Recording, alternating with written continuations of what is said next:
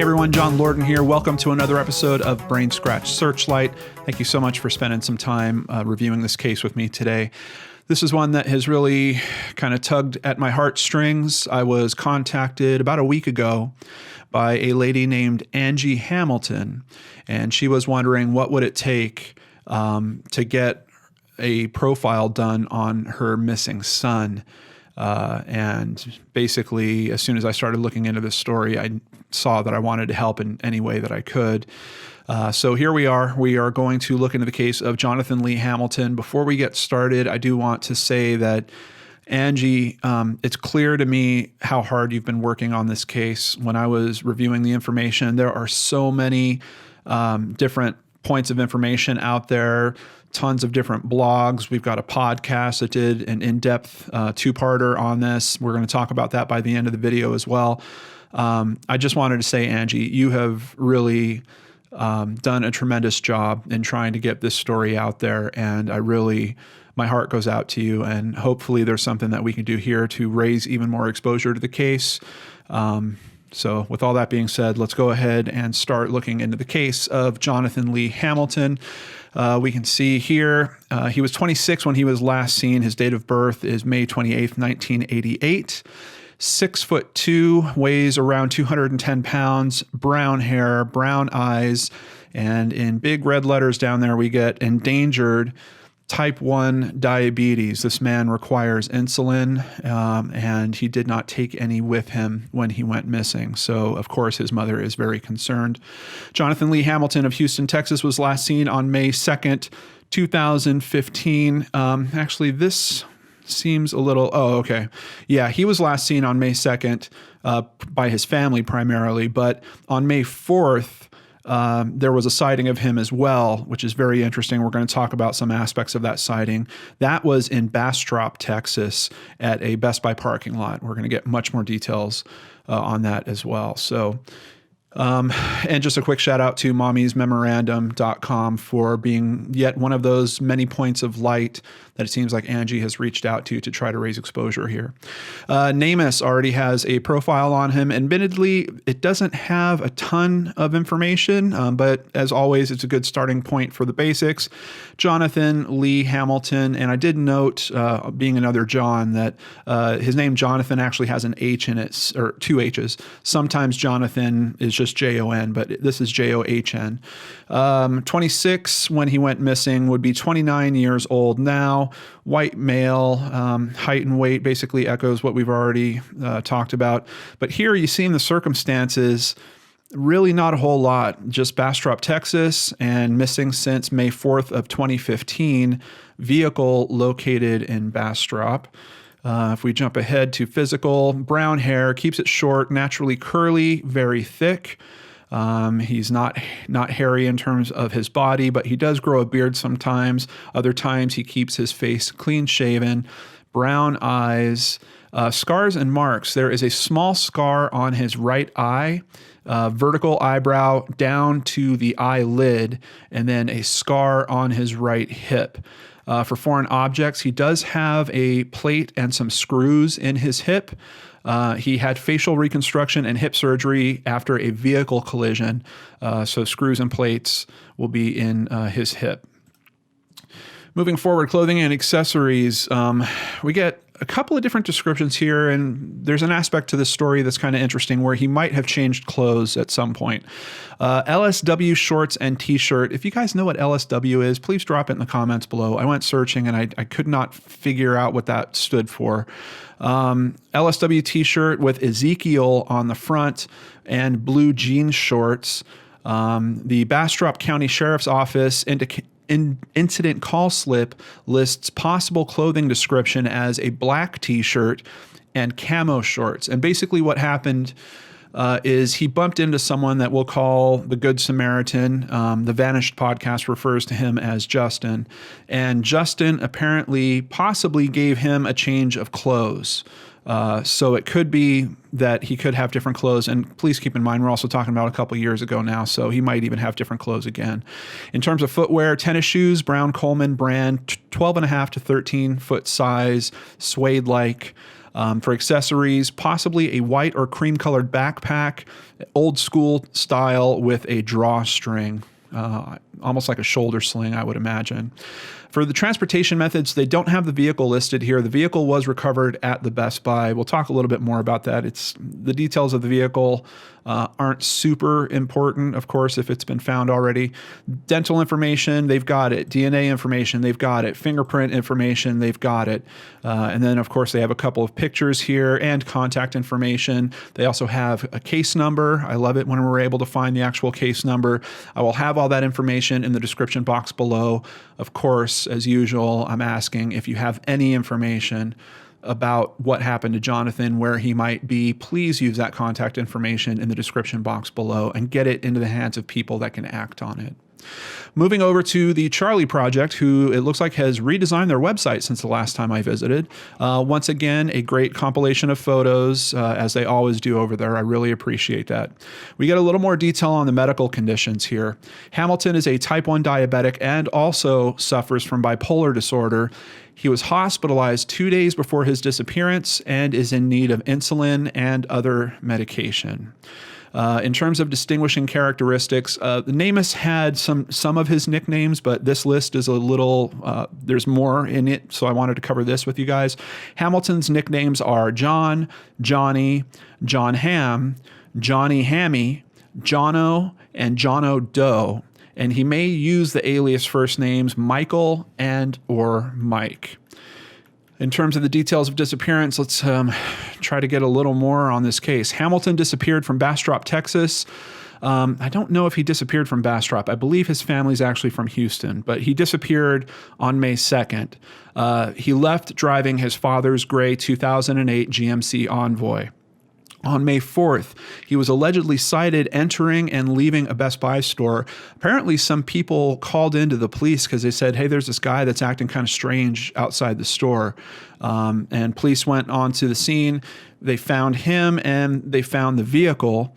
Now, what's interesting about all that is they actually asked him to identify himself. We're going to get into some more details there. But essentially, you had a missing person case where he was missing for 2 days, but then the police find him. So he's not missing anymore. Now, the problem here is that information was relayed to his family. They drove out to try to pick him up at the Best Buy, but it's a 3-hour drive, and by the time they got there, he was no longer there. Hamilton's family believes he may be in the Baton Rouge or New Orleans area of Louisiana. I'm not sure where that information comes from, but I've seen it repeated in a couple places, so I wanted to put it out there as well. I also did notice at NamUs, they have not just missing people, but they have the other side of the equation, which is if a body is found and unidentified. I did notice for one of those records that they have excluded Johnathan, and it was a record that was from the Louisiana area. So it does seem like people are focusing in that area as well. Moving over to doenetwork.org, as you can see, guys, we've got all the major missing persons players that have records on this, on Johnathan, which I think is amazing. And in one way, I'm very flattered to be part of this community, but it also speaks to the very hard work that his mother is doing here. Circumstances of disappearance. Let's get a little more backstory here. He was taken to 2 different hospitals, St. John's Methodist, Nassau Bay, and Bay Area Regional Hospital, a few days prior to his disappearance. Now, according to some other information I've read, it sounds like he actually had 2 separate trips to the emergency room, basically. I don't know if they were both related to his insulin dependency or his diabetes in some way, but I think it was within 1 week he basically had 2 emergency room visits. Does that point to him having some type of problem that is starting to act up? The tough thing when you're dealing with diabetics like this is if they don't have their insulin, people can start assuming that they might be drunk. They will start acting very strangely, a little hard to predict, and it kind of seems like that's what we have going on here. But then on top of that, we've got it compounded with this bipolar disorder diagnosis. So we've got a lot of moving parts in this case in terms of things that might have motivated him to try to run away, where he might not even be all that aware of what he's actually doing. According to this page, there had been no argument when Johnathan left, and the family said it was uncharacteristic for him not to let them know his whereabouts. They are certain that he did not run away from home. Now, we have a couple of points that make it a little tough for me to look at that statement. They're certain that he did not run away from home and to take it at face value. One of the points that was brought up on the Vanished podcast, which I just want to give, I believe her name's Marissa, I hope I'm saying that right, a quick shout out. She did a really good job on the podcast. She got records from the police department, which kind of speaks to me about them being able to help in this case as much as they can, even though they're kind of not really identifying it as a missing persons case anymore, because they did find him at one point. But there was an interesting section in the Vanish podcast when they were talking about the last time his father saw him, and essentially he pulls up in his father's vehicle. The dog was actually with him. He let the dog out of the vehicle, and then he told his dad, "You better take the dog inside. I don't want him to get hit in the road." And then he kind of took off. If that is accurate, if that statement of the events as I've related is accurate, that would kind of lead me to believe that his intent then was to leave. And for some reason, he's dropping the dog off. Is it possible that he was thinking he was going to be gone for a prolonged period of time, and that's why he dropped the dog off? I mean, if he was just going to run down to McDonald's or to Walmart or something like that, wouldn't it be likely that he just would have taken the dog with him? It speaks to me in terms of his intent in some way. And then we have a couple of other items that come up along those lines as well, which we'll talk about as we get to them here. So I told you guys he left on May 2nd. On May 4th, they find the car. The police actually talk to him, but he's missing by the time his family gets there. On May 5th, we actually have something else that happens. The family receives a call from him, but on someone else's cell phone. And he did have his own cell phone, but we have a big question. We don't know what happened to that cell phone. But somehow he spoke someone into letting him use their cell phone. He calls his family. When his father said he was coming to pick him up, Johnathan told him not to and hung up. So once again here we have something, if they are certain that they were actually talking to Johnathan, which is actually a little bit of a question in this as well. But if that was Johnathan they were speaking to, we now have two things that I'm looking at in terms of his intent, where it seems to me like he didn't want to be found. He actually might be what we would consider kind of a classic runaway case going on here. And that's part of the sticky point for the authorities in this case as well, because he's old. He's old enough to, he's over 18. He has the right to disappear. He has the right to go restart his life. He has the right to not reach out to his family members and tell them where he is. On a different level, on a level of considering, his family and relatives and how we all love each other and hopefully take care of each other, I would at least hope that Johnathan would get some message to them that he's doing okay, that he's figured out some way to get insulin, which apparently there are different ways where he might be able to acquire insulin, that he's just alive and thriving in whatever way he wants to. If that means that he's panhandling or living on the streets or something like that, just some type of message back to his family to let them know that he's doing what he wants to would really, I know it would mean the world to his mother. This is a woman that is really upset. It's very clear to me that her brain is running in every which direction, trying to figure out what happened to him. I don't know that her hope is really kept up as well. I mean, look, guys, we're coming up on 3 years of him missing at this point. I think it'd be very hard for most of us to hold on to hope there. And I think we would start considering some of the darker things that may have happened to him. And I believe Angie is kind of in that spot as well. We'll talk about the theories by the end of this video. But so they did get a phone call. He tells him, "Don't come get me," and he hangs up. He reportedly also called his girlfriend and told her that he had been robbed. Now, In terms of the question of wondering, was this really him that was calling these people?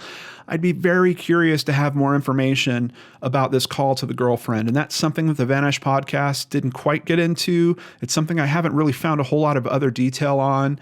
I am in touch with Angie. And of course, Angie, you have an open invite to come on to the show here if you want to give us some more of that detail. But I would be very curious to know what other details you have about that phone call to the girlfriend. Was she convinced that it was him?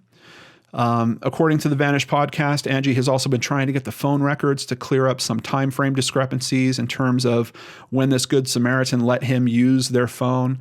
I'm not sure if there's been any progress or any movement on that. So once again, Angie, if you want to come on to the channel and help straighten that out with us, I hope that you can absolutely do that. We will totally line that up. His cell phone was never recovered, and there's no record of any activity on credit cards or social security number, which of course is always a very concerning thing in these cases. But we do have to consider the possibility maybe he is using someone else's identity or something along those lines. So that could be a reason why there's no activity on his social security.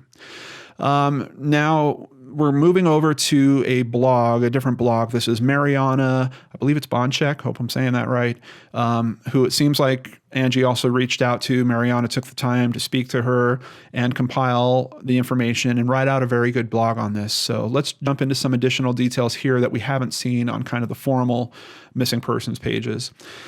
Angie Hamilton has been lied to by people she should be able to trust and taken advantage of by scammers claiming to be holding her son hostage.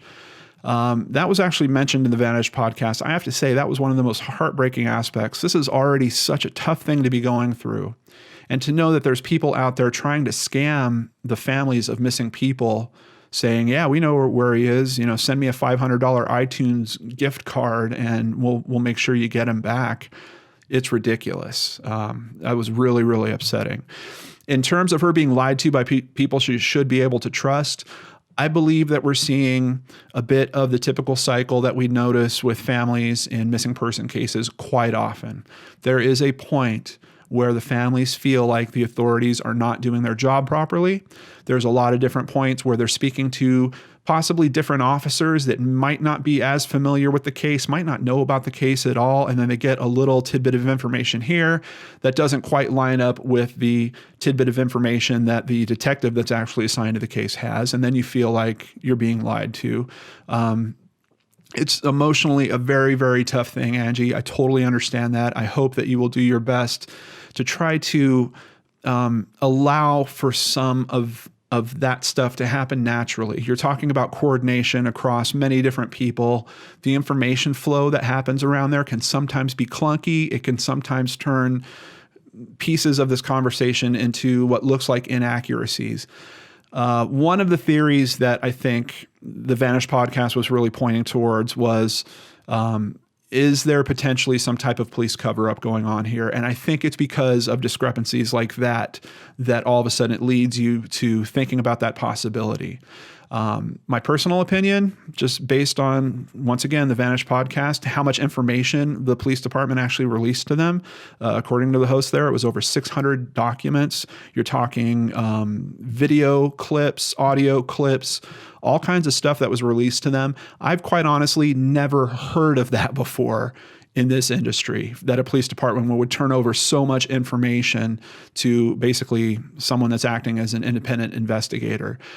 If there was really some type of cover-up here, which I've covered cases on this channel where I do feel like there is certainly a cover-up, typically that type of information would not be turned over to any other entities. They would lock it down. They would come up with some excuse about, well, this case isn't exactly closed. Yes, we know that it's not active, but it's not exactly closed, so we can't release that info. I've never seen such a handoff of all the pertinent information to someone else before. So I have my doubts about, is there some type of police cover-up going on here? At least one that is organized. Is there maybe a bad cop that is hiding what they have done in some way? That could be a possibility, but I don't know at this point. I believe this is a typo here. May 2nd, 2015. Started out like any other day. Johnathan went to the local coffee shop to get himself a coffee and returned with a drink for his then 12-year-old sister who adores him. He had to take off, presumably to run some errands. The last interchange he had with anyone was that he told his father that the dog needed to go inside. He was concerned the dog would run into the road and get hit by a car. That's the exchange that I told you guys about, which this page doesn't write it up quite the same as Vanished described it. It sounded more like the dog was actually with him and he let the dog out of the car, according to them. By nightfall, the family knew Johnathan was in trouble. He had not returned home, and he did not have his medication. Just 2 nights prior, Johnathan had been rushed to the ER due to complications of his diabetes. We move forward 2 days on May 4th. It's actually Jonathan's father's vehicle. The gray 2008 GMC Envoy is located in the Best Buy parking lot in Bastrop, Texas. The police indicate Johnathan is with the car. His family has a 3-hour drive. They head out there. When they arrive, Johnathan is not there. One officer insists he saw Johnathan with the car. Later, the family will ask the officer how he ascertained Jonathan's ID. The officer will claim he asked for Jonathan's driver's license. Angie will find Jonathan's driver's license in his bedroom at home. And Angie actually has a YouTube channel she has created. This is Angie here, and you can see she's actually holding his driver's license right here. So I believe this is one of those miscommunication points. I think, it's likely that Angie and or other members of the family are looking at this and saying, why is the police officer lying about seeing his ID? How do we know that it was Johnathan at all? It's a good question. I would assume, especially if they knew that he was driving a vehicle, that just as a normal course of their job, that they would ask to see his ID, particularly if they were called down there because it seemed like he might have been drunk or that he might have been strange in some way, or some people were concerned about him. It seems kind of weird that they wouldn't have got some type of identification from him. There's other things I've heard where maybe he just gave them his name and his birth date and they used that to identify who he was, which would be probably not the best way, but it's pretty clear that his mom has his driver's license. On May 5th, Angie receives a strange and largely incomprehensible message from her son on his cell phone. The owner of the cell phone is located, and he tells police Johnathan approached him in the street and asked to use his cell phone. He is called a Good Samaritan. This is a really oversimplified version of the events.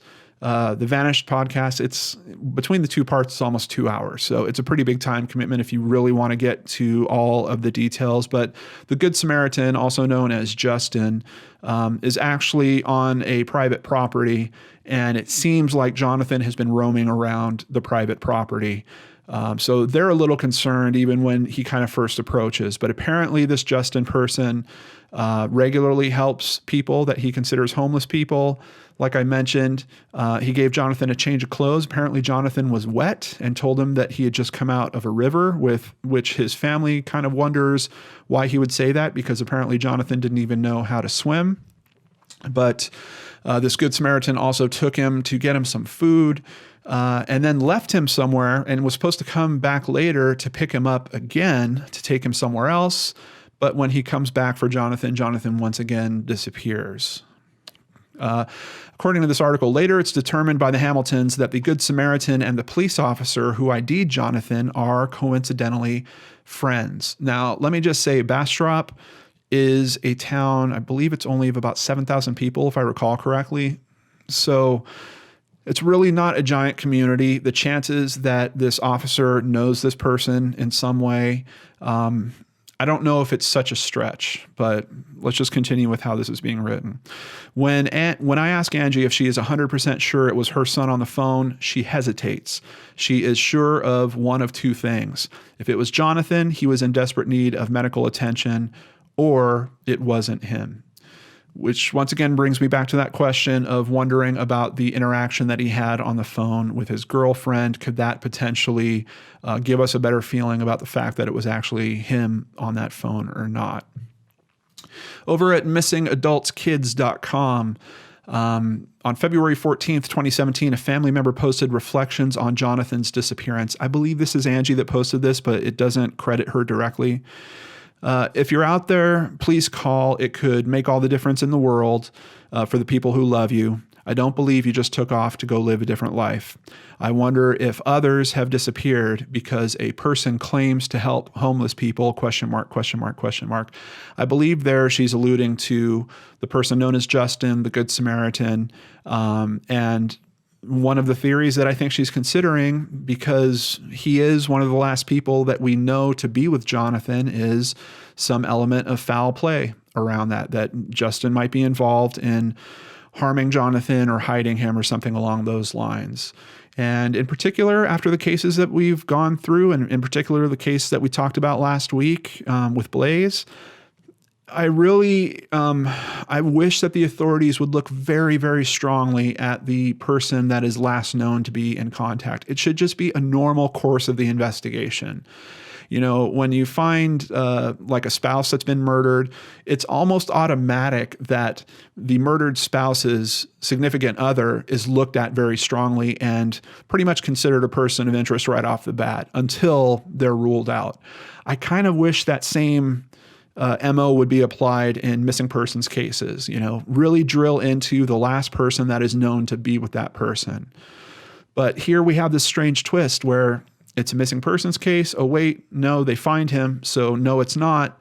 But wait, he's missing again, but they've already confirmed his well-being. It's really tough because, for example, how could they go to a judge and say, we need a search warrant to look in Justin's house, when the judge is going to say, oh, really? What's this for? Oh, it's this case of this guy that's missing. Oh, really? How long has he been missing? Well, we actually saw him last a day before this Justin character. This case is in a very bizarre spot of being stuck. And I totally get why Angie's working so hard to break something loose, to shake something loose by reaching out to this whole social media sector and trying to get more eyes on this. I totally, totally get it.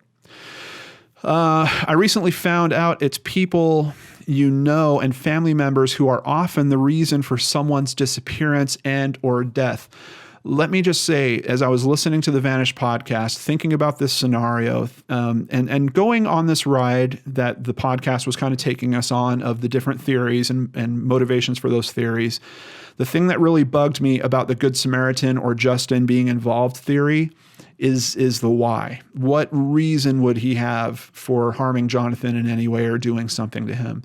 And admittedly, things can happen in the moment. Maybe a fight breaks out or something like that, and then an accident happens and, you know, it needs to be covered up. I understand that there is a small percentage where that's going to happen, but it was really bugging me about who is Johnathan involved with? Why is he going to this area? Is he meeting up with someone?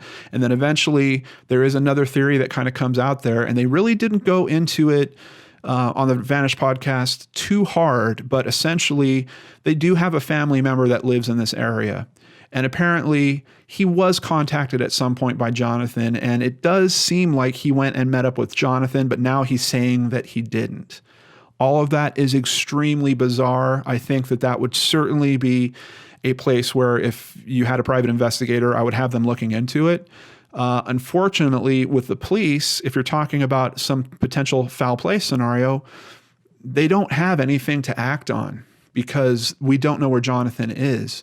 If they found his remains somewhere, that would kick this thing into a whole different direction. And then I'm pretty sure that family member would be looked at, and Justin actually would be looked at very, very strongly. I don't think that police can really do that right now because they don't have that piece of knowing that Johnathan was indeed harmed or something like that. And remember, a lot of this information is coming from a worried mother who is, in some cases, thinking the worst. I mean, there's really no other simple way to say it. This woman's hope seems to be broken. She just wants the truth, and she's considering everything she can, hoping that one of the theories that she's considering is the truth and that could be proved or proven in some way. So I totally understand it. But so there is this kind of mysterious family member, and according to how this is written, it seems like Johnathan might have not liked this person so much. The other one, well, you've always expressed your dislike for them. We've all seen it. I'll stop there for now. So it does seem to me like his mom is considering that this family member can be involved. And just another note on this article, missing men get the least attention and fewest resources of any missing demographic. I've certainly kind of noticed that in terms of the cases that people have reached out to me asking for help, and then cases I've covered on this channel. Really, really tough. Really, really tough case. Moving forward to TulsaWorld.com. You have the family getting their phone call on May 5th. And then since then, you've really got no other sightings. You've got no other phone calls. You've got no activity, no traces of the cell phone, no traces on the credit card, his social security number. This is all essentially pointing to this case has gone cold, leaving a mother desperate to find out what happened to her son. And Texas officials are asking for the public's help. If you spot this person, contact authorities. Like I mentioned at the start of this video, in the description box below is everything you need to do that. I know it's not the easiest thing to do, but trust me, if you do have some information and you get that in the right hands, you will feel better coming off that phone call and hanging up the phone knowing that you've done the right thing. There is also a Facebook page for Johnathan Lee Hamilton missing. I'll have a link to that also in the description box below. And we have a post here that was just a couple days ago. Once again, I believe this is from Angie. I've been thinking about doing a video discussing my son and things I have dealt with for such a long time. No search to date has been done to try and find my son. I totally understand how frustrating that is, but we have a major problem here in terms of what would the search area be? We really don't have good information to point the authorities or another organization like Texas EquiSearch or someone that has tracking dogs or something like that. We're talking about it's a very loose case at this point, and I wish that we had a fine location where we've got his cell phone pings, and we know that he had his cell phone on May 6th because he texted someone. So where is that ping? Let's look at that location. We don't really have that type of info in this case. So I totally understand how frustrating it is for her to feel like no search has actually been done, but just trying to do an effective search in this case seems really, really difficult from my perspective.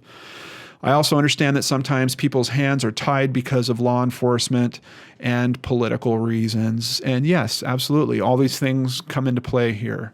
I'm curious about what type of video Angie is thinking about doing. Angie, once again, if you want to come on the channel here, I can help you. There are a couple of rules of YouTube that you don't want to breach because essentially you'll put up the video and it'll get taken down immediately. I might be able to help you navigate some of that. So if there is some way for me to help you with that, I will do that. Outside of that, in the links below, I will have the Vanished podcast down there, both episodes, so you can check that out for yourself. Like I said, Marissa did a really good job, had excellent access to information, and it seems like she really did a very hard task of compiling all that information and then trying to get a throughput for her narrative. I mean, she did a really, really good job. And if you are interested more in this case, I really recommend that you spend the hour and 45 minutes or so to go through both of those episodes. But this leads us back to the question, where is Johnathan Lee Hamilton? And for that, let's cover the theories one more time. I've kind of touched on them, but just really briefly. The Runaway Theory. There is some other information that came out in the Vanished podcast. He essentially had another Facebook that no one knew about, and some of the writings on that seem to be rambling, seem like he might be having possibly a break with reality, but some of the ways that he's rambling also suggest that he is looking to possibly get away from his life in some way.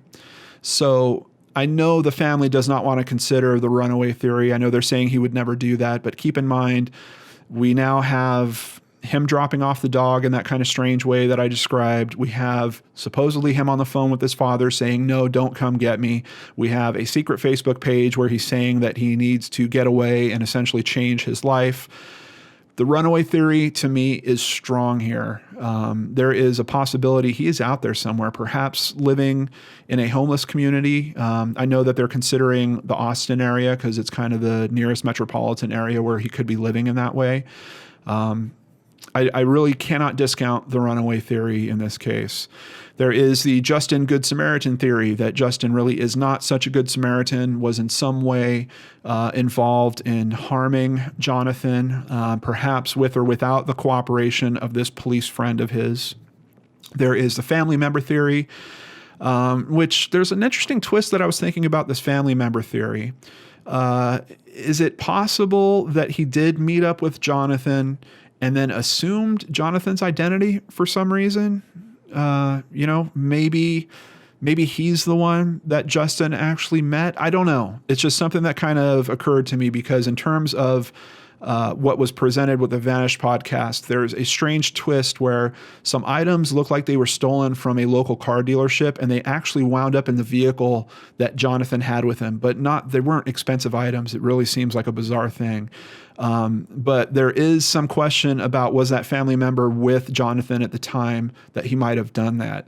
So I just got this kind of bug in my head about, is this family member potentially saying that he's Johnathan to these other people that he's interacting with? I really don't know for sure. And then you have the kind of police cover-up theory, which I've already told you guys I think is the weakest. I think that's why I've put it last here.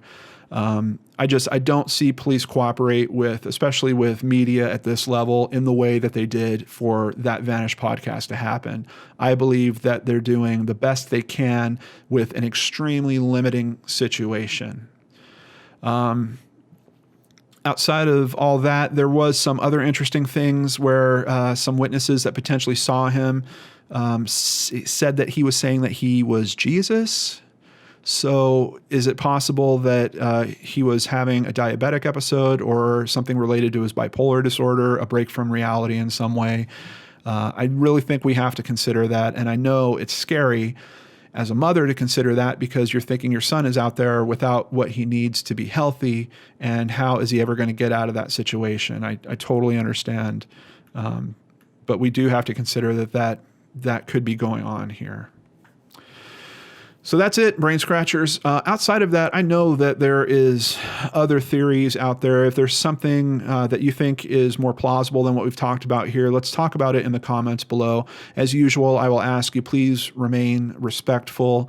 I think it's highly likely that at least his mother, if not other members of his family, are going to be reading this. Remember, he's got a younger sister also that is wondering what happened to the brother that she loved so much. So please be respectful in that comment section. I'd really, really appreciate it. But let's have a good open discussion about what could be going on in this case. And if you have friends in the Texas and/or Louisiana areas, please share this video with them. Let's raise exposure. Let's make sure as many people see Johnathan Lee Hamilton's picture as possible. And who knows, maybe someone out there will bump into Johnathan and be able to get a message back to his family that he is okay. He is alive. He is out there somewhere. Before I go, I also just want to once again say, Angie, thank you so much for reaching out. I'm really sorry that you and your family are facing this. And like I mentioned, if you do want to come on the channel, if you want to speak to me more about this, please just let me know and we will arrange for that. We can clear up anything I might have gotten wrong, or if there's additional information that didn't make it into this video or the Vanished podcast or these numerous blogs that are out there, whatever you need to help you with this case, we're here for you. So thanks, everyone. I appreciate you spending the time with me here today. Take care, and I'll see you back here tomorrow on the Lord and Arts channel.